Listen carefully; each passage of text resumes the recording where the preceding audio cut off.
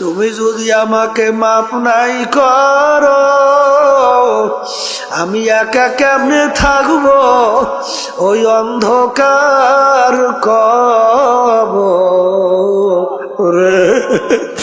বাতি নাই রে, সাথী নাই রে কবর।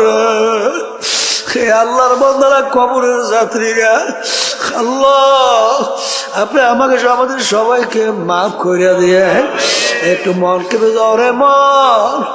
আজকে টাকার গরমে, ক্ষমতার গরমে, দলের গরমে, সম্মানের গরমে ধরাকে সরা জ্ঞান মনে করো না, কিন্তু যেদিন তোমাকে কবরে রাখবে, আরে নাফরমান দেখবে আস্তে আস্তে বাঁশের ছাউনি শুরু হয়ে গেছে, বাজান হোগলা পাতা দিয়া ঢাকা শুরু হয়ে গেছে, বরফ দিয়া ডাইকে মাটির উপরে মাটি মাটি, বাজার আস্তে আস্তে কবর অন্ধকার হয়ে আসতে আছে। এখন ডানের দিকে তাকাইয়া দেখে কিছু দেখা যায় না, ডানে দেখে মাটি, বামে দেখে মাটি, উপরেতে বাঁশের ছানি, নিচের দিকে তাকাইয়া দেখে মাটির বিছানা। আরে উপরে দেখে মাটি, নিচে মাটির বিছানা। আরে এখন দিক বিদিক না পাই আমার মালিককে ডাকতে থাকবে, আল্লাহ আল্লাহ আল্লাহ আল্লাহ। আমার মালিক উত্তর দেব, রে নেমু খারাম, আমার সমস্ত নেমাত ভোগ করিয়া দুনিয়ায় বাইচা ছিলি, আমার দেওয়া নেমাত চক্ষু দিয়া দেখছো, আমার দেওয়া নেমাত জবান দিয়া কথা বলছো, আমার দেওয়া নেমাত কান দিয়া শুনছো, আমার দেওয়া নেমাত ব্রেন দিয়া পড়াশোনা কইরা বড় ডিগ্রি অর্জন করছো, আমার দেওয়া নেমাত দিয়া ব্যবসা বাণিজ্য করে সম্পদ গুছাইছ, আমার দেওয়া নেমাত সূর্যের আলো ভোগ করছো, আমার দেওয়া নেমাত নদীর ভিতর থেকে মাছ উড়ে পাক কইরা খাইছো, আমার দেওয়া নেমাত ধানের ভিতর থেকে চাউল বের করে ভাত পাক কইরা খাইছো, আমার দেওয়া নেমাত সব ভোগ কইরা আমার হুকুম মানু নাই। আরে যেরকম দুনিয়ায় তুই আমাকে ভুইলা গেছিলি, আরে দুনিয়ায় বসে তুই আমাকে ডাকো নাই, আর এখন কবরে শত শত বছর আমাকে ডাকবি, আমি একবারও তোর ডাকে সাড়া দিব ওলা। ও কবরের মাটি এমন ভাবে চাপ মারো, এক পাজরে হাত দিলি অন্য পাজরের মধ্যে মিশাইয়া দাও, আমার কাছে কোনো খাতির হবে না। হে দুনিয়াদার পাগল আমার বাবারা, কোন দুনিয়ার পিছনে পড়ে আমার মালিককে বলছো? আজকে দুনিয়ার সাধারণ আগুনের ভিতরে একটু আঙ্গুল ঢুকাইয়া দেখো, কয় মিনিট কয় সেকেন্ড ওই আগুনে আঙ্গুল রাখতে পারবো? 1 মিনিট আঙ্গুল রাখার শক্তি দুনিয়ার কোনো মানুষের নাই। এ মুসলমান যারা ঈমান আছো, বিশ্বাস করা লাগবে। আল্লাহ রাব্বুল আলামিন কুরআনুল কারীমের ভিতরে বলছেন, নারুল্লাহিল মুকাদাতুল্লাতী তাত্তালিউ আলাল আফইদা, জাহান্নামের আগুন এমন তেজের আগুন হবে, শরীরের যে কোনো জায়গায় লাগার সঙ্গে সঙ্গে ওই আগুন যাইয়া কলিজা পর্যন্ত পৌঁছা যাবে। আল্লাহ আপনি আমাকে আমাদের সবাইকে মাফ কইরা দিয়েন। এখন আমার বাজানদেরকে বলবো, এই কলব পরিষ্কার না কইরা যদি কেউ আল্লাহর দরবারে হাজিরা দেন, বেহেশতে যাইতে পারবে? তাহলে আল্লাহর কালাম মিথ্যা হইয়া যায় না? হয় কি হয় না? এখন কলব পরিষ্কার করবেন কেমনে? কলবের রোগটা কি এইটা বোঝা লাগবে। এটা কি লাগবে? বাজার আপনার জ্বর হইয়া জিহ্বা নষ্ট হয়ে গেছে, যত ভালো খাদ্য আপনার সামনে নিয়ে আসা হোক না কেন, ওই খাদ্য কিন্তু আপনার কাছে ভালো লাগবে না। মুখের ভিতরে দেবে, বলবে কি খাদ্য নিয়ে আসছো? তিতা। কি এই আল্লাহর বান্দারা, পর্দা আলে মা বোনেরা, এটা কি খাদ্যের দোষ না তোমার জিহ্বার দোষ? যদি তুমি ঘাউরমি কইরা বলো আমার জিহ্বা ভালো আছে, খাদ্য নষ্ট হয়ে গেছে, তখন তোমার কপালটা পড়ছে, কপালটা। আর যখন সবাই বলতেছে এ আল্লাহর বান্দা খাদ্য কিন্তু ভালো আছে, রোগ হইয়া নষ্ট হয়ে গেছে, তুমি এখনো কেন বসে আছো? যাও, তাড়াতাড়ি যাও, হসপিটালে ভর্তি হও, ডাক্তারের পরামর্শ নাও, প্রেসক্রিপশন অনুযায়ী ঔষধ খাওয়া শুরু করো। কি জোরে বলেন, কথা ঠিক কিনা? যার কপাল ভালো সে কিন্তু বাজান ডাক্তারের কাছে যাইয়া পরামর্শ নেবে, আর যার কপাল খারাপ সে কিন্তু পরামর্শ নেবে না, ও কিন্তু রোগ আক্রান্ত হইয়া হার্টে অ্যাটাক করে মারা যাওয়ার সম্ভাবনা। কথা ঠিক নেবে? ঠিক ঠিক বাজান, তোমার আমার কলব স্বচ্ছ ভালো আছে কিনা কিভাবে বুঝবা? এক শ্রেণী আমার বাজানরা যখন আজানের শব্দ শোনে তখন সেই আল্লাহর বান্দা বান্দি পাগল হইয়া যায়, কিভাবে তাড়াতাড়ি ওযু কইরা প্রস্তুত নিয়া মসজিদের ভিতরে দৌড়াইবে। জোরে বলেন, কথা ঠিক কিনা? যখন লাগি ফজরের সময় মুয়াজ্জিন মসজিদের ভিতরে আজান দেয়, আস-সালাতু খায়রুম মিনান নাওম, ঘুম হইতে নামাজ ভালো, ওই আল্লাহর বান্দা বান্দি বাজান দেখ এই ঠান্ডার মধ্যে ল্যাপ তোষক মুড়া দিয়া ঘুমায়, যখন শোনে আস-সালাতু খায়রুম মিনান নাওম, ঘুম হইতে নামাজ ভালো, সে কম্বল ফালাইয়া লাফ দিয়া উঠা ঠান্ডা পানিতে ওযু কইরা পাগলের মতো উঠা মসজিদের দিকে দৌড়ায়, যাই আল্লাহর সামনে আল্লাহু আকবার বইলা আল্লাহর সামনে দাঁড় হইয়া যায়। যখন কথা ঠিক না বে ঠিক? যে আল্লাহর বান্দা বান্দি বাজান কলব ভালো, আমার মাওলার যখন নাম শোনে তার কাছে এমন মধুর লাগে। বাজান ইব্রাহিম নবী সালাতু ওয়াস সালাম একদিন খানা খাইতেছে, ফেরেশতারা বলতেছে রব্বুল আলামিন ইব্রাহিম আলাইহিস সালাতু ওয়াস সালাম নবুয়তি পাইয়া বাদশাহী পাইয়া এত কিছু ক্ষমতাবান হইয়া তোমাকে মনে হয় ভুলে গেছে, তোমার মোহাব্বত কইমে গেছে, একটু পরীক্ষা করতে চাই। আল্লাহ রাব্বুল আলামিন বলে যাও একটু পরীক্ষা কইরা দেখো। বাজান ফেরেশতারা মুসাফিরের সূরাতে, আল্লাহু আকবার, কি সূরাতে? মুসাফিরের সূরাতে বাড়ির দরজায় আইসা করুণ সুরে ডাক দেয়, আল্লাহু কারীম। ইব্রাহিম আলাইহিস সালাতু ওয়াস সালাম খানা খায়, যখন তিনি শুনলেন আল্লাহু কারীম, বাজান পাগলের মতো হয়ে গেছে। আমার মাশুক মাওলার নাম কে উল্লেখ করলো, কে আমার মাশুক মাওলার নাম নিল। ভাত খানা পাশে রাখিয়া পাগলের মতো দৌড় মারলো, দৌড় দিয়া বাড়ির দরজায় দেখে মুসাফির রাস্তার পথিক, বলে ভাই তুমি আমার মাশুক মাওলার নাম আলোচনা উল্লেখ করছিলা, তুমি আমার মাশুকের নাম নিয়ে তুমি ডাকতেছিলা, তুমি আর একবার একটু আমার মাশুক মাওলার নাম শোনাও। পথিক বলতেছে হুজুর আমি একবার বলছি, আর একবার যদি আপনার মাশুক মালিকের নাম শোনাই আপনার বিনিময়ে আপনি আমাকে কি দেবেন? কলে আমার হাজার হাজার দুম্বা সব তোমাকে আমি দান করিয়া দিলাম, একবার একটু শোনাও। আবার মুসাফির করুণ সুরে ডাক দিয়ে বলে আল্লাহু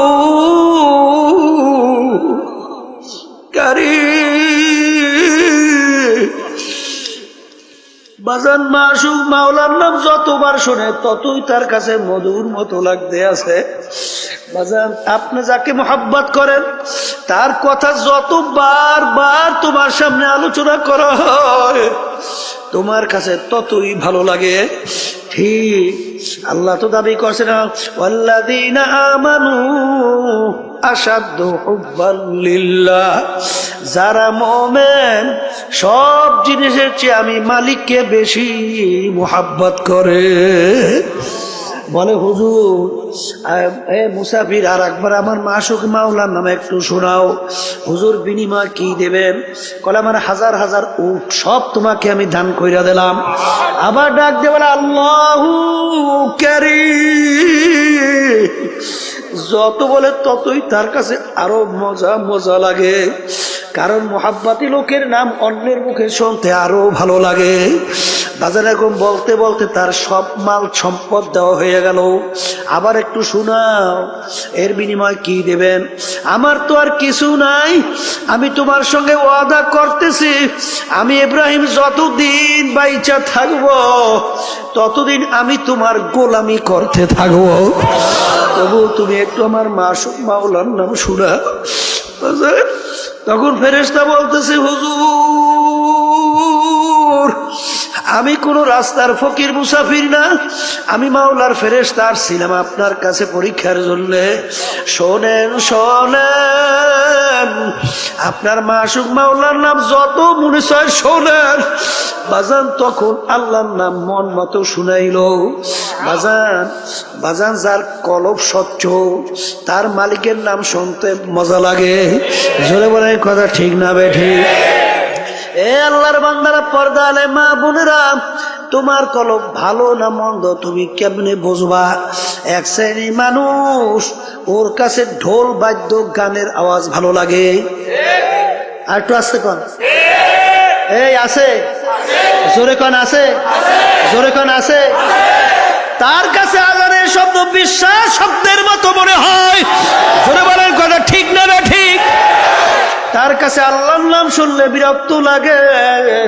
তখন বুঝতে হবে বাজান এটা কিন্তু নামাজের দোষ না, আল্লাহর নামের দোষ না, আজানের দোষ না, তোমার কলবটা নষ্ট হয়ে গেছে।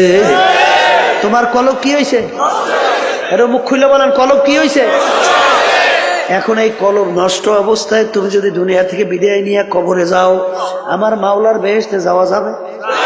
হ্যাঁ, বেহেশতে যাওয়া যাবে? আবার জোরে কাজ যাবে? এখন বাজান তোমার কাছে নামাজ ভালো লাগে না, আল্লাহর জিকির ভালো লাগে না, তোমার কাছে আজানের শব্দ ভালো লাগে না, এটা কিন্তু আজানের দোষ না, নামাজের দোষ না, এটা কিন্তু তোমার কলবের দোষ।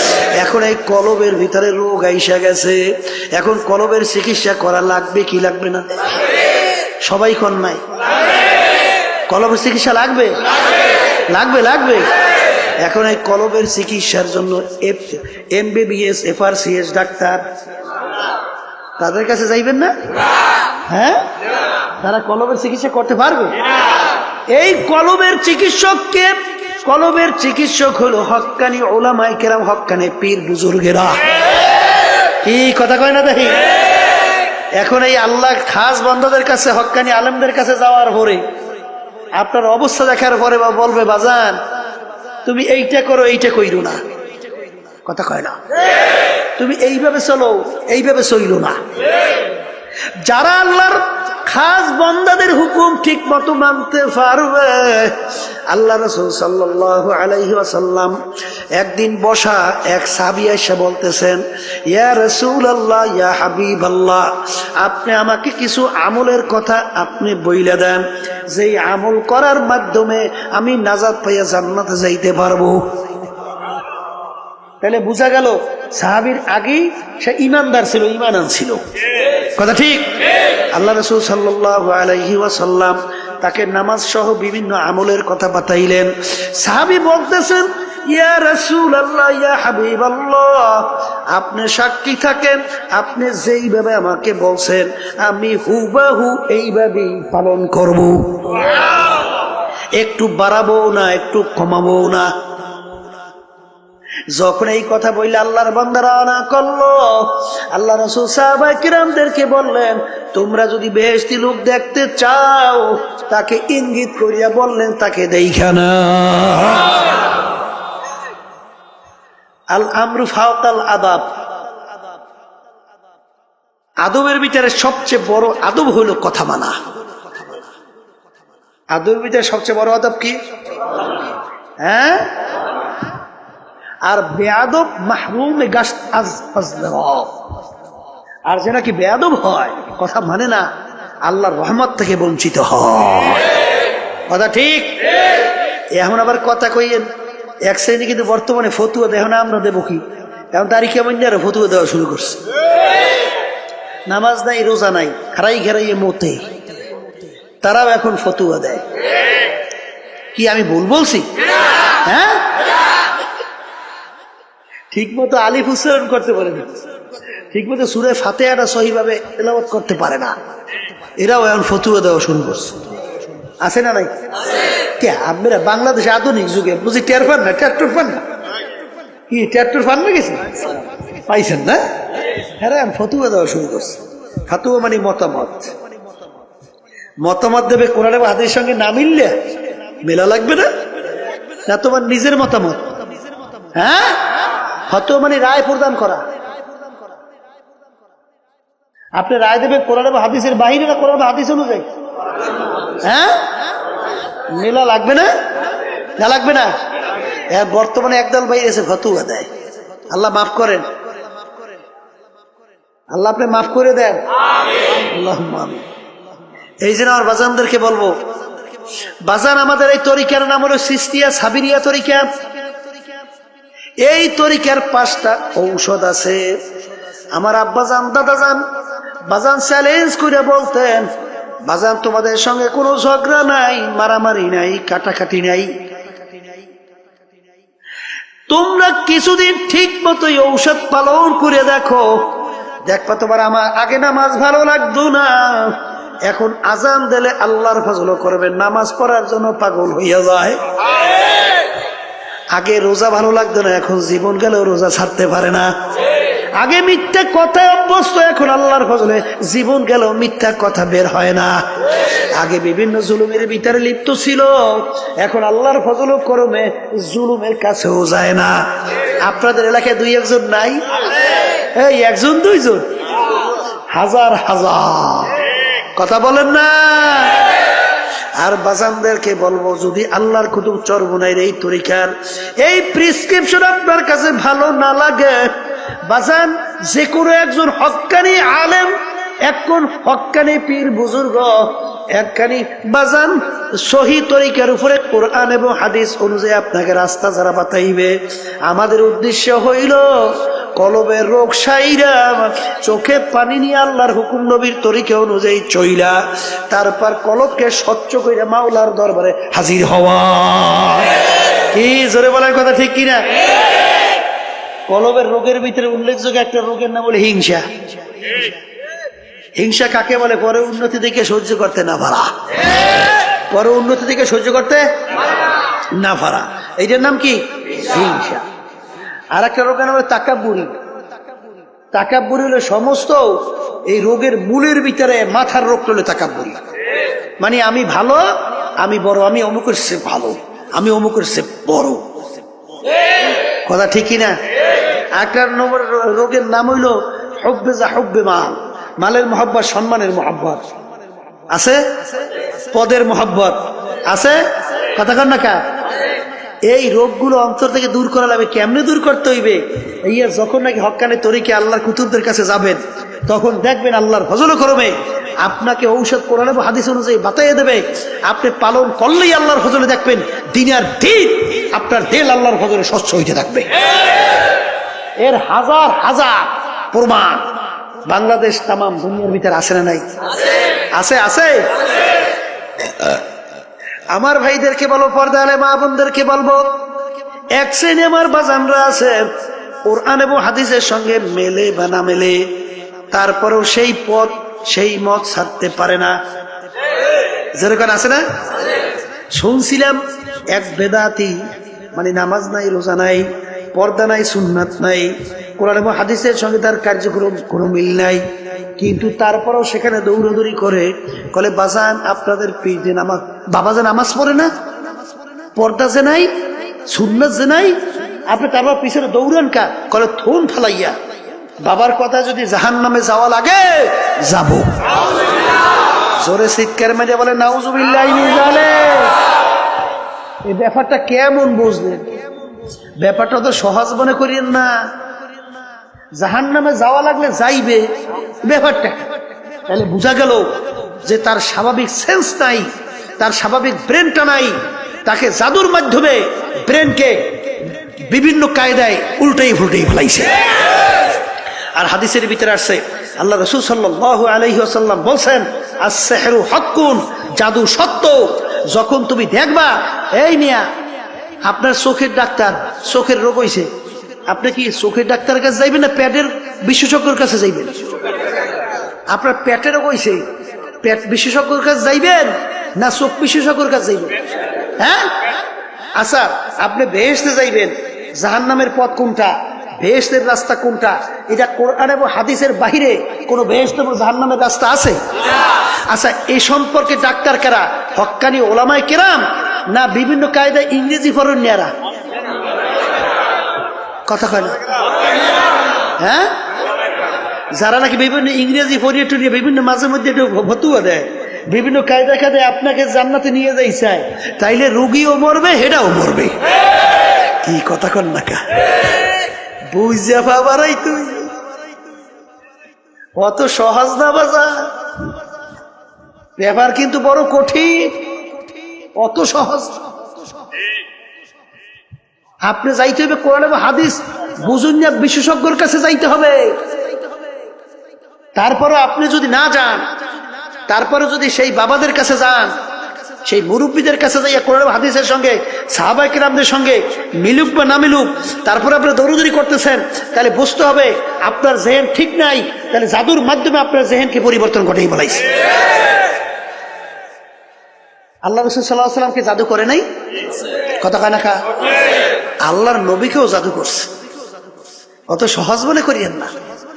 আস-সিহরু হাক্কুন, জাদু সত্য। জোরে বলেন কথা ঠিক না বে ঠিক? এই জন্য আমার ভাইদেরকে বলবো, পর্দা আলে মা বোনদেরকে বলবো, বাজান কোন দলাদলি বুঝি না। আমার আব্বাজান রাহমাতুল্লাহ আলাইহি বলতেন, এ দুনিয়ার মানুষ শোনো,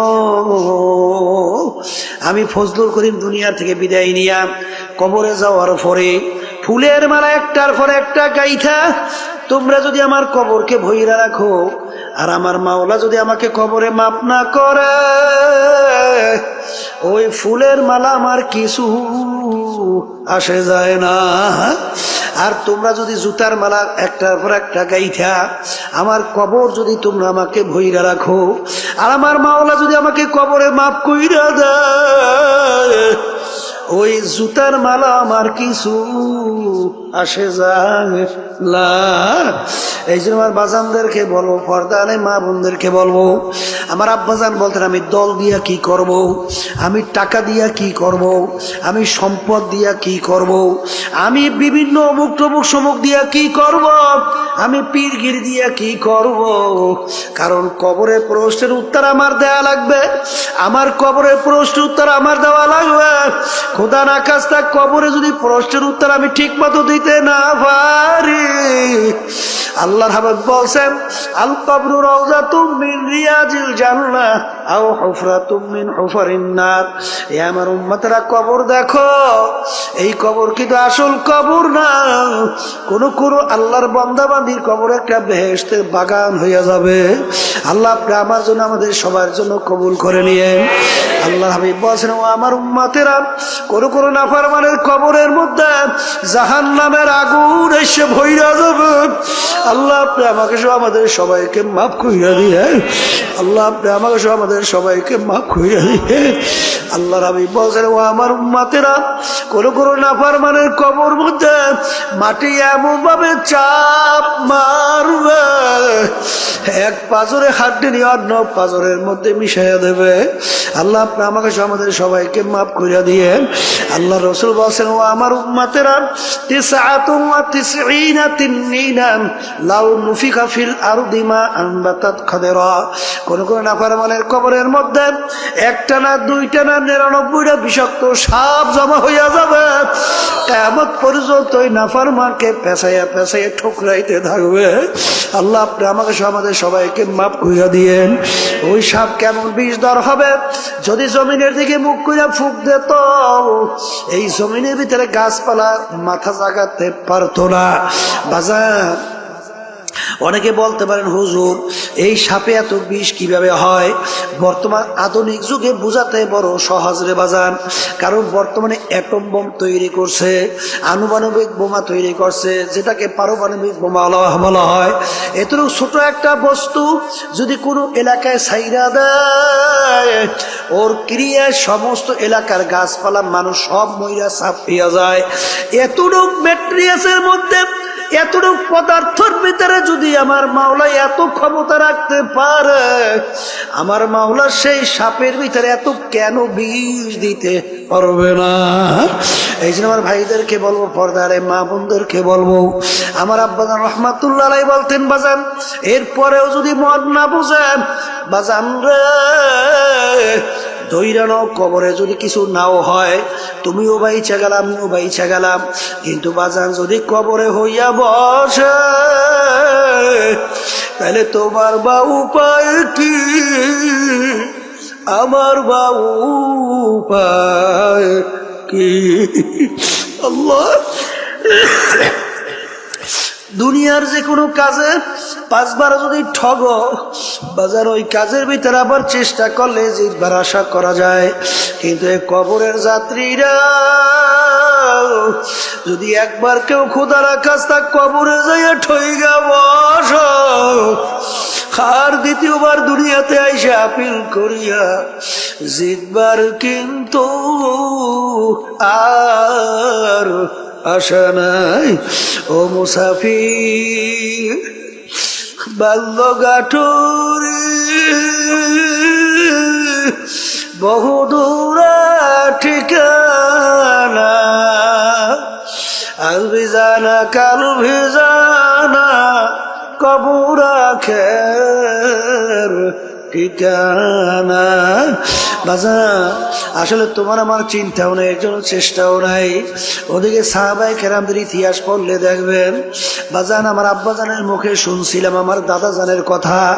আমার দাদাজান ইন্তেকালের আগে আগে চোখের উপরে বসে পাশে কবরস্থান তাকাইয়া তাকাইয়া 2 চোখ দিয়া বাইয়া বাইয়া টপ টপ কইরা দাঁড়িয়ে ভিজা ভিজা পানি ভরে আর করুণ সুরে ডাক দিয়া দিয়া বলে, ওরে আমার বাউলারা,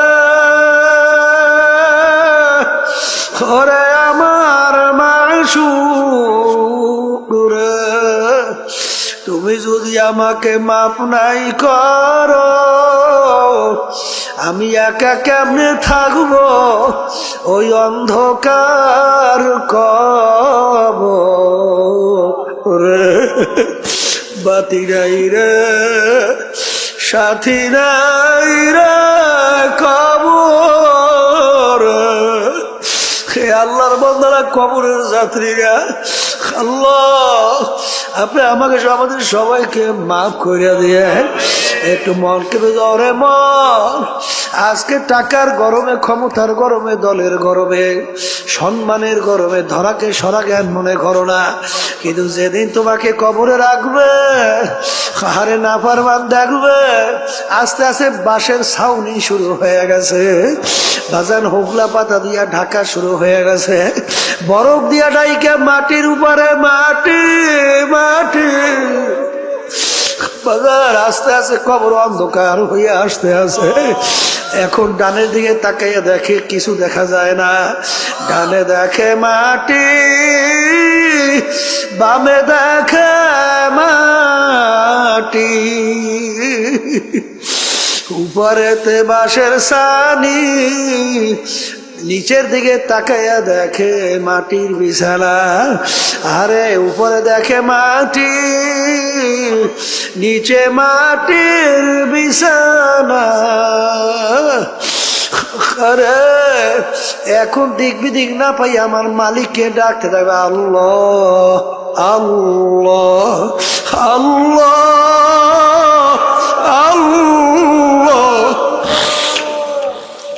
আমার মালিক উত্তাদে বড় নেমু খারাপ, আমার সমস্ত নেমাত ভোগ করিয়া দুনিয়ায় বাইচা ছিলি, আমার দেওয়া নেমাত চক্ষু দিয়া দেখছো, আমার দেওয়া নেমাত জবান দিয়া কথা বলছো, আমার দেওয়া নেমাত কান দিয়া শুনছো, আমার দেওয়া নেমাত ব্রেন দিয়া পড়াশোনা কইরা বড় ডিগ্রি অর্জন করছো, আমার দেওয়া নেয়ামত দিয়া ব্যবসা বাণিজ্য করে সম্পদ গুছাইছ, আমার দেওয়া নেয়ামত সূর্যের আলো ভোগ করছো, আমার দেওয়া নেয়ামত নদীর ভিতর থেকে মাছ উড়ে পাক কইরা খাইছ, আমার দেওয়া নেয়ামত ধানের ভিতর থেকে চাউল বের করে ভাত পাক কইরা খাইছো, আমার দেওয়া নেয়ামত সব ভোগ কইরা আমার হুকুম মানু নাই। আরে যেরকম দুনিয়ায় তুই আমাকে ভুইলা গেছিলি, আরে দুনিয়ায় বসে তুই আমাকে ডাকো নাই, আর এখন কবরে শত শত বছর আমাকে ডাকবি, আমি একবারও তোর ডাকে সাড়া দিব ওলা।